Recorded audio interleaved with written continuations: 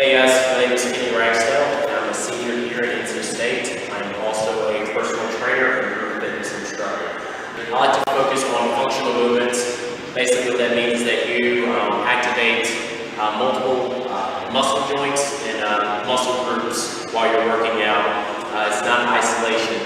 Example of isolation would maybe be something like a barbell curl, and then doing something like a multi-joint compound movement would be doing a deadlift or a squat.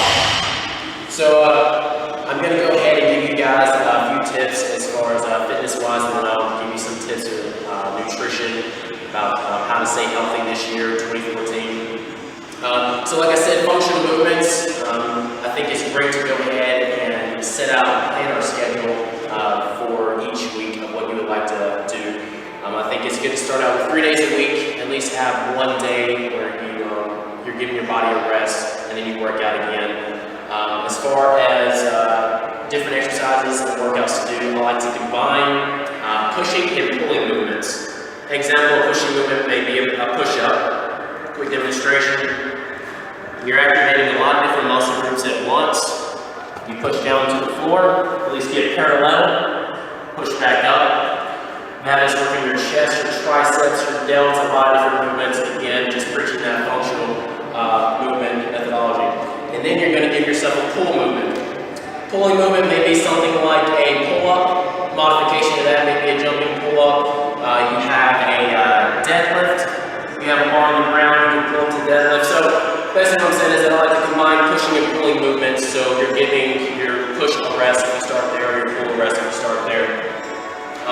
It's also good to engage your core when you're working out, and functional movements do engage your core at all times. Your core being your abdominal muscles or your lower back muscles. So go inside the plan 3 days a week. Give yourself at least one rest day in between those days, and go from there.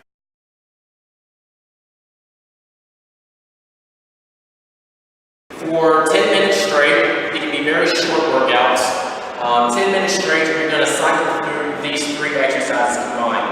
First exercise you're going to do is push-up. You're going to do 5 push-ups, and then you're going to move into doing 10 air squats, which I'll demonstrate for you, and then 15 sit-ups or 15 crunches. And it's called an AMRAP, which means you just rack it constantly, again and again and again for 10 minutes straight. Okay? So you have your 5 push-ups. Say my time starts now. You knock out all 5 push-ups. And then you move immediately into the next exercise, which I said was an air squat. Feet shoulder width apart. When you're going down, you're dropping your butt back. Your arms can go out in front of you for balance. As long as your thigh is parallel to the ground, that's great. You shoot right back up. There's your air squat. You knock out 10 of those. Then you move into your sit-ups or your crunches. Sit-ups, your heels, your feet are planted on the ground, knees are straight up, hands behind your head or across your chest. Come up. Sometimes it's good to put something over your feet or have somebody sit there to pull you down. So you're not rocking when you're coming up and you're really actually working your core. For the crunches, you can simply rack your legs like this, put your hands to your head, crunch to you, bring your knees to you, and bring your elbows past your knees. 15 of those, as many rounds as possible. I think it's awesome if you try to record how many rounds you get within that time.